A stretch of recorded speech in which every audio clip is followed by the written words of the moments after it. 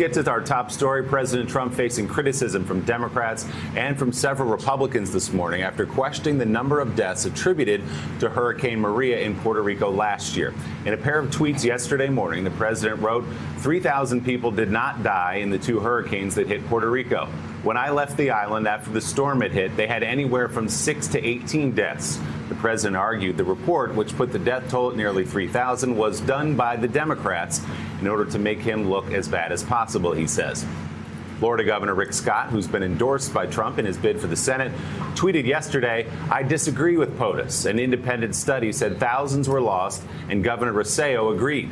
I've been to Puerto Rico 7 times and saw devastation firsthand. The loss of any life is tragic. The extent of lives lost as a result of Maria is heart-wrenching. I will continue to help Puerto Rico. By the way, Willie, obviously a lot of huge races in Florida, as Tim Russert has said this year. Florida. You look at the governor's race and you look at the Senate race, it is Florida, Florida, Florida. Absolutely. But Puerto Rico is a huge issue in the state of Florida, whether you're a Republican or whether you're a Democrat, especially in Central Florida, Willie. And when you see Rick Scott, who's been one of the president's most loyal supporters, coming out, when you see Paul Ryan coming out, when you see, of course, the governor of Puerto Rico, who has really tried his best to be as positive toward the president through this whole process, even while the president was having a battle with other officials down there, then you know that it's causing Republicans in the state of Florida a lot of discomfort. Yeah, no question about it. A lot of the Puerto Ricans forced to flee the hurricane have ended up in Florida, of course. So that is a central issue with that governor's race coming up. Well, and they're Americans. And they're Americans. They're going to vote. That's exactly right.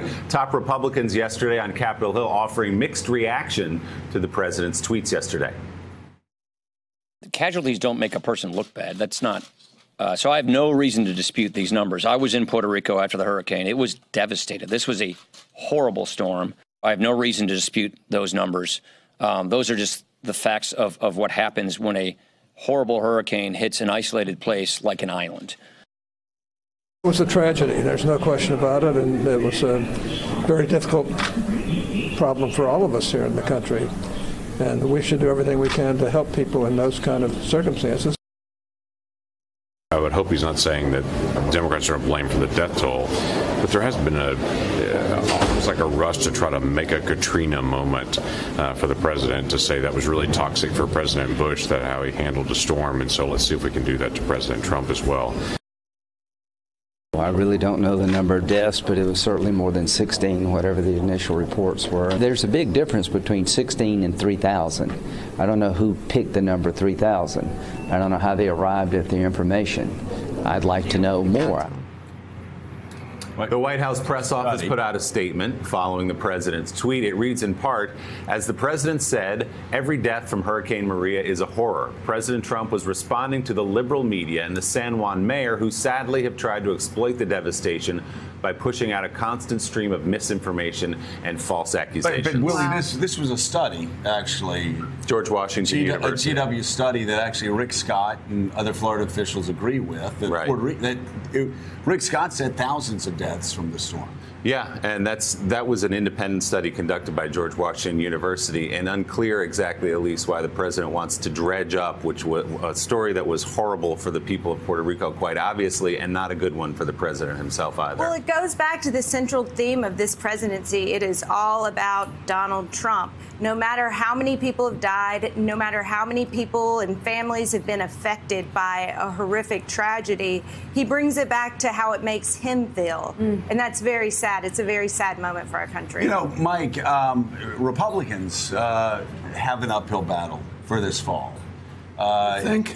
Yes. The president's approval numbers are back down into the 30s. We've now got a double-digit congressional ballot test. Intensity's up there. And every day, Republicans on Capitol Hill, at least the ones that I'm talking to, other people that are helping in campaigns, are just saying, we just wish he would stay out of the way. Like, those Florida races are tough. You get the president tweeting something like this in the morning because he's upset. I know people say his tweets don't matter. I've stopped reading most of them. But if you're a Republican trying to get elected, especially in the state of Florida, the president's just puts you behind the 8 ball for the entire news cycle. Well, let's say you're a Republican running in the state of Mississippi. You've got a pretty good economy. Unemployment is down. the future looks even more brighter than today does. And all of a sudden, the President of the United States proves once again that he's a very small man. Yeah. And a lot of people, Republican, Democrat, Independent, I don't care, eventually you get tired of being tired of the tweets. You get tired of being tired of his sense of victimization. That it is, as Elise said, it's always all about him. Well, and I also think what we learned in the conversation we had yesterday with a wonderful group of people here in Oxford, and a lot of Trump supporters. Yes, and you. By the way, Pat. She said, "Bless your heart," and wink. That's not a compliment. Oh, you got to bless your heart. I got a wink and a bless your heart. She got a wink. Really, the wink was just like it wasn't even like a. It was one of those little. The wink is the knife twisted after it's been inserted. Chills down my spine. I loved Pat, I said, actually. Mika, you're a Yankee. That's not a compliment. No, but you get a real sense that the center of this presidency is what you said, but also on the truth being so devalued that everything is in question. Former Vice President Joe Biden also weighed in on the president's claim of the death toll in Puerto Rico as a result of hurricanes during a speech in Washington that was on the topic of labor and the economy. Biden, who is reportedly mulling a run for the presidency in 2020, mocked Trump for his comments. My dad had an expression for real. He used to say, Joey, and he'd say it to all my siblings, don't compare me to the Almighty, compare me to the alternative. I guess that's the only reason I'm looking okay these days, the alternative. But and by the way, there are no problems in America.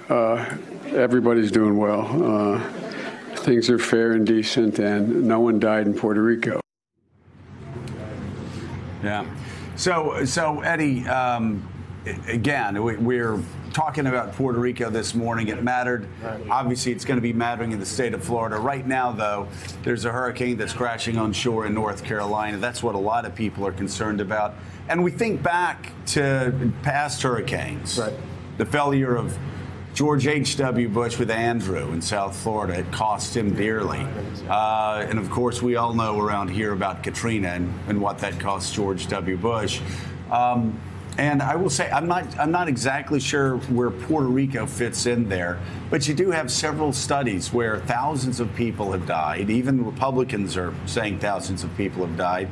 Just seems to me somebody could get to the president and say, if anything, just do no harm. Right. Let these Republicans run their races without you making it harder for them every day. We're in the fight for our life, Mr. President. Right. And if they lose, Nancy Pelosi is going to have the power of the subpoena. Let's go golf. Right? Yeah, you would think that. But, I tend to hold a view that Donald Trump struggles to be decent. That's about as generous as I can say it. And in this moment, to lack empathy, to think about a disaster that's bearing down on the Carolinas and to not think about that and instead think about whether or not you're to blame for the disaster that happened in Puerto Rico suggests a kind of narcissism that blunts his capacity to think about the suffering of others. But then there's this other part of it, Joe, that's really interesting, at least to me. There's all of this chaos from the Woodward book to the anonymous op-ed. Right.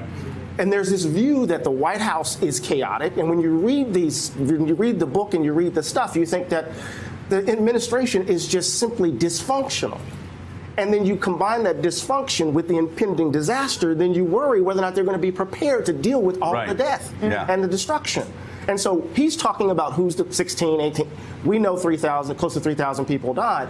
I'm worried, as General Honore and others, whether or not they're going to be prepared to deal with this disaster. Are they going to prepare for what's in front of them? And what this is a lot like, Mika, is like, for instance, the entire question over Russia and collusion. I think actually the president has finally cracked the code after a year and a half, because he could never, if you ever talked about Russian interference in the election, he would say no collusion and there was no such thing.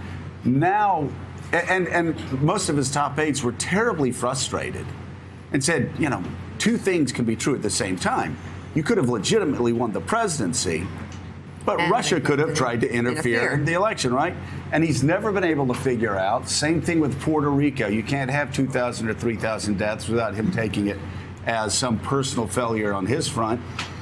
So we'll see what happens there. But it does seem, at least on the Russia front, now he's finally starting to talk about punishing countries that actually are interfering in American democracy. Well, there is a lot more ahead this morning. New developments on former campaign chair Paul Manafort.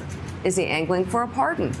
Plus, Democrats launch a last-ditch effort to stall the nomination of the president's Supreme Court pick, Brett Kavanaugh. And, of course, we will continue to follow Hurricane Florence lashing the Carolina coast. The National Weather Service says landfall is imminent. We're going to get the latest track, go live to our reporters on the ground. You're watching a special edition of Morning Joe live in Oxford, Mississippi. We'll be right back. Thanks for checking out MSNBC on YouTube, and make sure you subscribe to stay up to date on the day's biggest stories. And you can click on any of the videos around us to watch more from Morning Joe and MSNBC. Thanks so much for watching.